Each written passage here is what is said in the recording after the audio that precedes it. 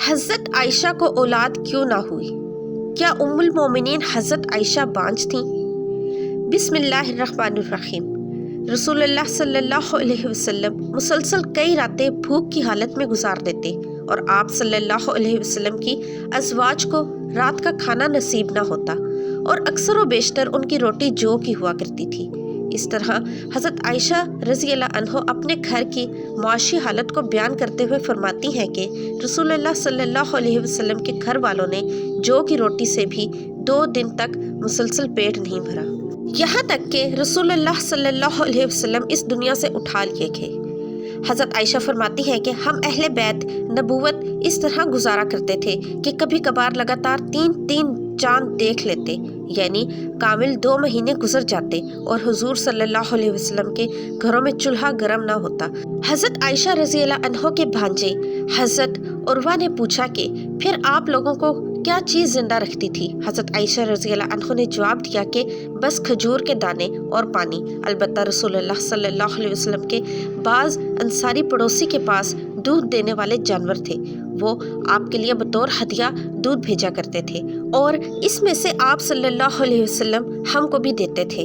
خود حضور صلی اللہ علیہ وسلم اپنی زندگی کی فکر و تنگی کا تذکرہ کرتے ہوئے فرماتے ہیں، اللہ کے راستے میں مجھے اتنا ڈرایا دھمکایا گیا کہ کسی اور کو اتنا نہیں ڈرایا گیا، اور اللہ کے راستے میں مجھے اتنا ستایا گیا کہ کسی اور کو اتنا نہیں ستایا گیا، اور ایک مرتبہ 30 دن رات مجھ پر اس حال میں گزرے کہ میرے اور بلال کے لیے کھانے کی کوئی ایسی چیز نہ تھی جس کو کوئی جاندار کھا سکے، بجز اس کے جو بلال نے اپنے بغل میں دبا رکھا تھا۔ ناظرین، مال و دولت کی اس خطرناکی وجہ سے امت کو اس سے باخبر کرنے کے ساتھ ساتھ خود آپ صلی اللہ علیہ وسلم نے بھی اس سے دوری پسند کی۔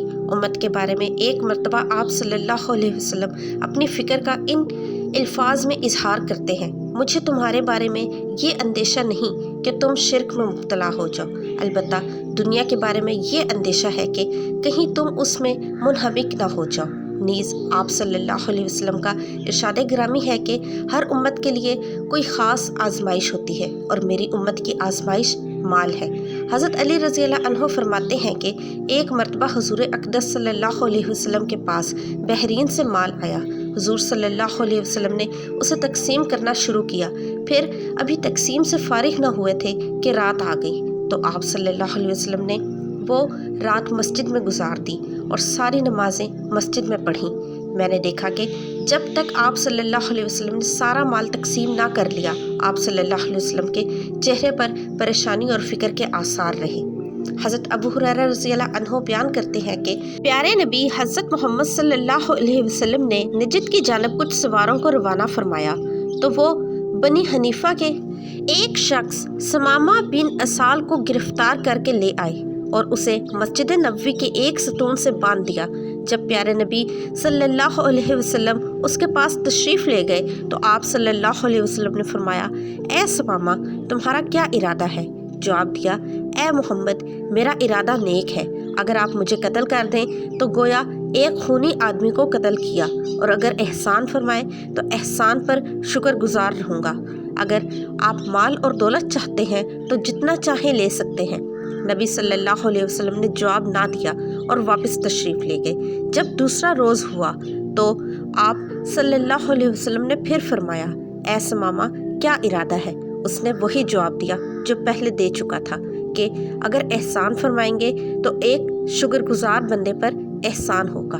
آپ صلی اللہ علیہ وسلم اسے دوبارہ چھوڑ کر چلے گئے اور اگلے روز پھر فرمایا، اے ثمامہ، کیا خیال ہے؟ کہنے لگا، مجھے جو کہنا تھا میں کہہ چکا ہوں۔ آپ صلی اللہ علیہ وسلم نے حکم دیا کہ ثمامہ کو چھوڑ دو۔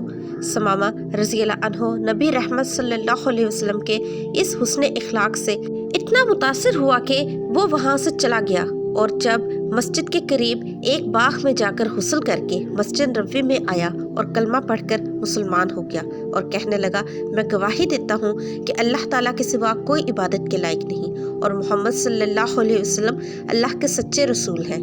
اے محمد، خدا کی قسم، مجھے روئے زمین پر کسی سے اتنی نفرت نہ تھی جتنی آپ سے تھی، لیکن آج مجھے آپ کا چہرہ سب چہروں سے زیادہ محبوب ہو گیا ہے۔ خدا کی قسم، آپ کے اسلام سے زیادہ مجھے کوئی دین ناپسند نہ تھا، لیکن آج میرے لیے آپ کا دین تمام دین سے زیادہ پیارا ہو گیا ہے۔ خدا کی قسم، مجھے آپ کے شہر سے زیادہ ناپسند کوئی شہر نہ تھا، لیکن آج میری نظروں میں آپ کا شہر تمام شہروں سے زیادہ پیارا ہے۔ آپ کے سواروں نے مجھے گرفتار کر لیا، حالانکہ میں عمرہ کے ارادے سے جا رہا تھا۔ اب اس بارے میں آپ کا حکم کیا ہے؟ حضور نبی کریم صلی اللہ علیہ وسلم نے اسے بشارت دی اور فرمایا کہ وہ عمرہ کرے۔ جب وہ مکہ مکرمہ پہنچا تو کسی نے اس سے کہا، کیا تم بے دین ہو گئے ہو؟ جواب دیا، نہیں، بلکہ میں تو محمد مصطفیٰ صلی اللہ علیہ وسلم کے دست اقدس پر مسلمان ہوا ہوں۔ خدا کی قسم، اب تمہارے پاس میرے نبی صلی اللہ علیہ وسلم کی اجازت کے بغیر میرے شہر یمامہ سے گیہوں کا ایک دانہ بھی نہیں پہنچے گا۔ ام المومنین حضرت عائشہ رضی اللہ عنہ کی ولادت بعثت کے 5ویں سال ماہ شوال بمطابق ماہ جولائی 614 بمقام مکہ مکرمہ حجاز مقدس میں ہوئی۔ آپ کا بچپن مکہ مکرمہ میں گزرا اور 9 سال کی عمر میں مدینہ طیبہ کی طرف ہجرت کی۔ اس کم سنی اور کم عمری میں یادداشت اور قوت حافظہ اتنا مضبوط تھا کہ ہجرت نبوی کے تمام واقعات انہیں یاد تھے۔ آپ سے بڑھ کر کسی صحابی نے احوال ہجرت مفصل اور مسلسل بیان محفوظ نہیں رکھا۔ امام بخاری رحمۃ اللہ علیہ نے صحیح بخاری میں باب الہجرت کے تحت ان میں بہت سی جزیات کو درج فرما دیا ہے۔ سیدہ عائشہ رضی اللہ عنہ کی اولاد نہ تھی۔ ایک بار حسرت سے نبی کریم صلی اللہ علیہ وسلم سے کہنے لگیں کہ میرا بھی دل کرتا ہے کہ میں کنیت رکھوں، لیکن میری کوئی اولاد نہیں ہے۔ تو آپ صلی اللہ علیہ وسلم نے فرمایا کہ اپنے بھانجے عبداللہ کے نام پر کنیت رکھ لو، جس پر انہوں نے اپنے بھانجے سیدنا عبداللہ بن زبیر رضی اللہ عنہ کے نام پر کنیت رکھ لی۔ ام المومنین سیدہ خدیجہ رضی اللہ عنہ کی وفات کے بعد آپ صلی اللہ علیہ وسلم تنہا تھے اور کوئی غمگسار نہیں تھا۔ یہ حالت آپ صلی اللہ علیہ وسلم کے قریب رہنے والوں سے دیکھی نہ جاتی تھی۔ اسی دوران سیدہ خولہ بنت حکیم رضی اللہ عنہ نے آپ سے کہا کہ اتنے پریشان رہتے ہیں، شادی کیوں نہیں کر لیتے؟ آپ نے فرمایا کہ مجھ سے کون کرے گا؟ انہوں نے آپ صلی اللہ علیہ وسلم کو 2 رشتے بتلائے کہ ایک سیدنا ابو بکر کے گھر کا ہے اور دوسرا رشتہ سیدہ سودا بنت زما کا ہے۔ چنانچہ وقت نے دونوں کو نبی کریم صلی اللہ علیہ وسلم کے گھر میں جمع فرما دیا۔ آپ صلی اللہ علیہ وسلم کی طرف سے پیغام نکاح بھی سیدہ خولہ لے کر گئیں۔ ام رومان نے سنا تو بہت خوش ہوئیں، لیکن اپنے خاوند سیدنا ابو بکر رضی اللہ عنہ سے مشاورت کے لیے وقت مانگا۔ وہ تشریف لائے، ان کے سامنے بات رکھی۔ انہوں نے فرمایا کہ بات تو بڑی سعادت کی ہے، لیکن آپ صلی اللہ علیہ وسلم نے مجھے منہ بولا بھائی بنایا ہوا ہے، تو میری بیٹی آپ کی بھتیجی ہوئی تو یہ کیسے ممکن ہے؟ سیدہ خولہ یہ مشکل آپ صلی اللہ علیہ وسلم کے پاس لے گئی۔ آپ صلی اللہ علیہ وسلم نے فرمایا کہ وہ میرے دینی بھائی ہیں اور دینی بھائی کی بیٹی سے نکاح ہو سکتا ہے۔ چنانچہ سیدنا ابو بکر رضی اللہ عنہ نے آپ صلی اللہ علیہ وسلم اپنی بیٹی کا رشتہ قبول کر لیا اور یوں سیدہ عائشہ رضی اللہ عنہ کا نکاح آپ صلی اللہ علیہ وسلم سے ہو گیا۔ ام المومنین حضرت عائشہ صدیقہ رضی اللہ عنہ اپنے والد گرامی کے زیر سایہ تعلیم و تربیت حاصل کرتی رہیں اور جلد ہی انہوں نے اپنے خدا داد مثالی قوت حافظہ اور ذہن کی وجہ سے علوم و فنون میں مہارت حاصل کر لی۔ جب آپ نبی کریم صلی اللہ علیہ وسلم کے نکاح میں آئیں تو یہ دور ان کی تعلیم و تربیت کا حقیقی دور بنا۔ نبی کریم صلی اللہ علیہ وسلم کی کاشانہ اقدس میں آ کر حضرت عائشہ صدیقہ رضی اللہ عنہ نے جو کچھ سیکھا وہ آج پوری امت مسلمہ خصوصاً مسلمان عورتوں کے لیے بھلائی اور نجات کا سامان بنا ہوا ہے۔ نبی کریم صلی اللہ علیہ وسلم پوری کائنات کے معلم اعظم کی حیثیت سے حضرت عائشہ رضی اللہ عنہ کی تربیت فرماتے رہے۔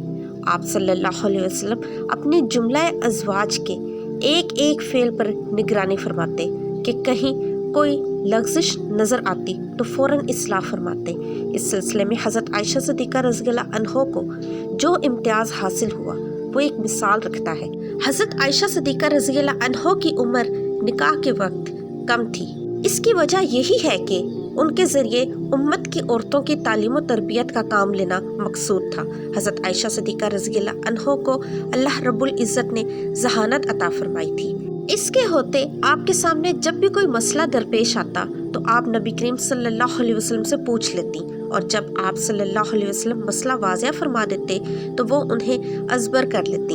یہی وجہ ہے کہ حدیث کی کتابوں میں حضرت عائشہ صدیقہ رضی اللہ عنہا سے روایت کردہ حدیثوں کی کافی تعداد ہے۔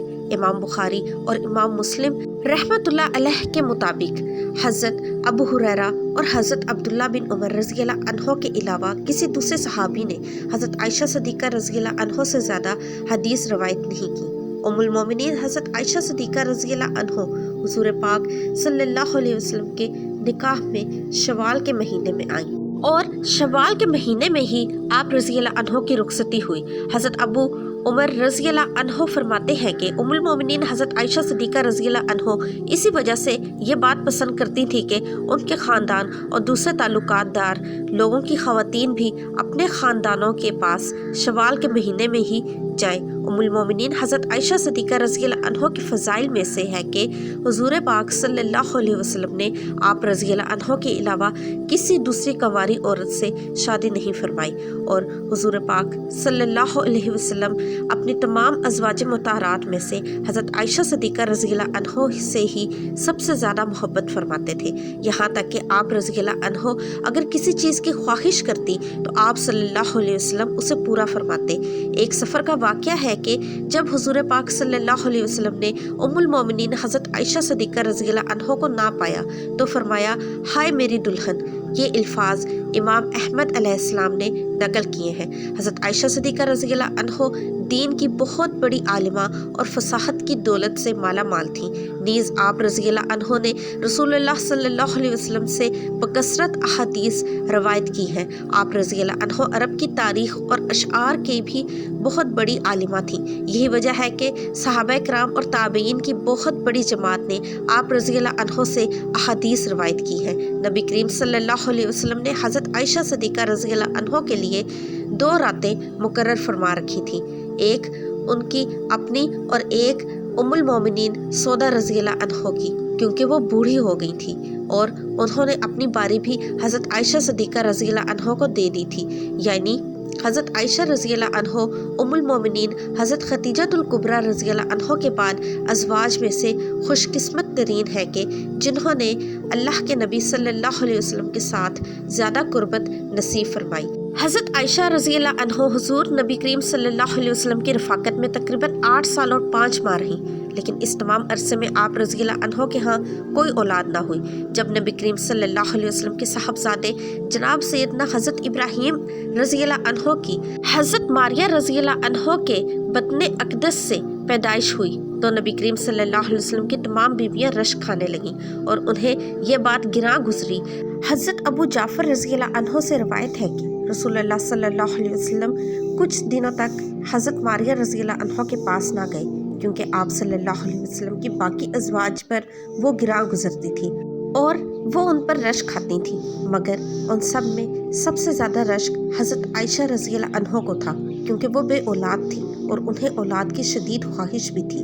حضرت عائشہ رضی اللہ عنہ فرماتی ہیں، جب حضرت ابراہیم رضی اللہ عنہ پیدا ہوئے تو رسول اللہ صلی اللہ علیہ وسلم ان کو لیے میرے پاس آئے اور فرمایا، اے عائشہ میرے ساتھ اس کی مشابہت تو دیکھو، یہ میرے ساتھ کتنا ملتا جلتا ہے۔ تو میں نے کہا، مجھے تو کوئی مشابہت نہیں دکھائی دیتی۔ فرمایا، کیا تو نے اس کے گورے رنگ اور گوشت کو نہیں دیکھا؟ میں نے کہا، جو دائی یا اونٹنی کے دودھ سے پالا جاتا ہے وہ گورا اور موٹا فربا ہوا کرتا ہے، جس کے بارے میں ایک اور روایت بھی موجود ہے جس میں کہ یہ الفاظ ہیں، حضرت عائشہ رضی اللہ عنہ نے عرض کیا، جسے بھیڑ کا دودھ پلایا جائے وہ فربا اور گورا ہی ہوتا ہے۔ ام المومنین حضرت عائشہ رضی اللہ عنہ نے یہ کیوں فرمایا؟ جس کے بارے میں محمد بن عمرو کہتے ہیں، رسول اللہ صلی اللہ علیہ وسلم کی چند رات بھیڑ بکریاں حضرت ابراہیم علیہ السلام کے واسطے مخصوص تھیں اور ایک اونٹنی کا دودھ بھی انہی کے لیے خاص تھا۔ یہی وجہ تھی کہ ان کا اور ان کی والدہ کا جسم اچھا تھا۔ محترم ناظرین، یہاں پر آپ کو ایک اور اہم بات بتاتے چلیں کہ حضرت عائشہ صدیقہ رضی اللہ عنہ کی کنیت ام عبداللہ تھی، لیکن عبداللہ آپ کی اولاد نہیں تھے بلکہ آپ کے بھانجے تھے، جو کہ حضرت عبداللہ ابن زبیر رضی اللہ عنہ ہیں۔ جب ان کی ولادت ہوئی تو رسول اللہ صلی اللہ علیہ وسلم نے ان کے منہ میں اپنا لعاب شریف رکھا اور حضور پاک صلی اللہ علیہ وسلم نے حضرت عائشہ سے فرمایا، یہ عبداللہ ہے اور تم ام عبداللہ ہو۔ حضرت عائشہ رضی اللہ عنہ فرماتی ہیں کہ اس کے بعد سے میری کنیت ام عبداللہ ہی رہی، جبکہ میری کوئی اولاد نہ تھی۔ اس ضمن میں ایک روایت بھی ملتی ہے کہ جتنا عرصہ حضرت عائشہ رضی اللہ عنہ حضور پاک صلی اللہ علیہ وسلم کے ساتھ رہیں، اس عرصے میں آپ رضی اللہ عنہ کو ایک حمل ہوا، لیکن کچھ عرصے بعد وہ ضائع ہو گیا۔ شرح بخاری امام احمد بن محمد نقل کرتے ہیں کہ اس بات کی کوئی اصل نہیں ہے۔ آپ کو ام عبداللہ صرف آپ کے بھانجے کی وجہ سے کہا جاتا تھا۔ ایک دن آپ رضی اللہ عنہ نے بہت حسرت سے حضور پاک صلی اللہ علیہ وسلم سے اس بارے میں عرض کی کہ اور خواتین نے تو اپنی سابقہ اولادوں پر اپنی اپنی کنیت رکھ لی ہے، میں اپنی کنیت کس کے نام پر رکھوں جبکہ میری کوئی اولاد نہیں ہے؟ تو رسول اللہ صلی اللہ علیہ وسلم نے فرمایا، تم اپنے بھانجے عبداللہ کے نام پر اپنی کنیت رکھو، جو کہ تمہاری بہن اسما بنت عبداللہ بنت عوام کے بیٹے ہیں۔ بس تب سے آپ کو ام عبداللہ کی کنیت سے پکارا جانے لگا۔ دعا ہے کہ اللہ پاک دین اسلام کو پھیلانے میں ہماری اس کاوش کو قبول فرمائے اور اسے ہمارے لیے اجر عظیم اور ہمارے لیے صدقہ جاریہ کا باعث بنائے، آمین۔ ویڈیو اچھی لگی ہو تو لائک، سبسکرائب اور شیئر ضرور کیجیے گا۔ کامنٹ سیکشن میں ایک پیارا سا کامنٹ بھی کیجیے گا۔ ملتے ہیں نئی ویڈیو میں، تب تک کے لیے اللہ حافظ۔